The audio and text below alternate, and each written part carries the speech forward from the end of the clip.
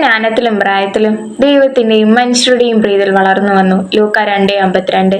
ഈശോ ജ്ഞാനത്തിലും പ്രായത്തിലും ദൈവത്തിന്റെയും മനുഷ്യരുടെയും ഒക്കെ പ്രീതിയിലും വളർന്നു വരുവാൻ ഇടയായ ഏറ്റവും പ്രധാനപ്പെട്ട കാര്യം അവിടുന്ന് എപ്പോഴും ദൈവപിതാവിന്റെ ഇഷ്ടം നിറവേറ്റി എന്നതാണ്. നമുക്കറിയാം, ലൂക്കാ സുവിശേഷത്തിൽ നമ്മൾ നോക്കുമ്പോൾ അവനെ ദേവാലയത്തിൽ വെച്ച് കാണാതെ പോകുന്ന ഒരു സാഹചര്യമുണ്ട്.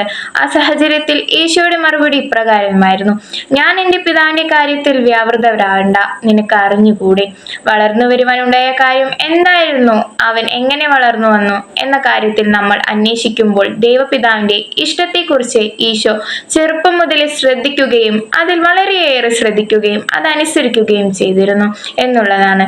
നമുക്കും ഈശോയെ പോലെ ദൈവപിതാവിന്റെ ഇഷ്ടങ്ങൾക്ക് വേണ്ടി വില കൊടുക്കുമ്പോൾ അതനുസരിക്കാൻ വേണ്ടി നമ്മളും സമയവും ജീവിതവും ശ്രദ്ധിക്കുമ്പോൾ ഒക്കെ നമുക്കും ജ്ഞാനത്തിലും പ്രായത്തിലും ദൈവത്തിന്റെയും മനുഷ്യരുടെയും പ്രീതിയിൽ തീർച്ചയായും വളർന്നു വരുവാൻ സാധിക്കും. അപ്പോൾ ജ്ഞാനം ഒരുവനെ ദൈവം തന്നെ സ്നേഹിക്കുന്നവനെ നൽകുന്ന ഒരു ദാനമാണ്. അത് സ്നേഹിക്കുന്നവനെ ദൈവം ജ്ഞാനവും അറിവും നൽകുന്നു.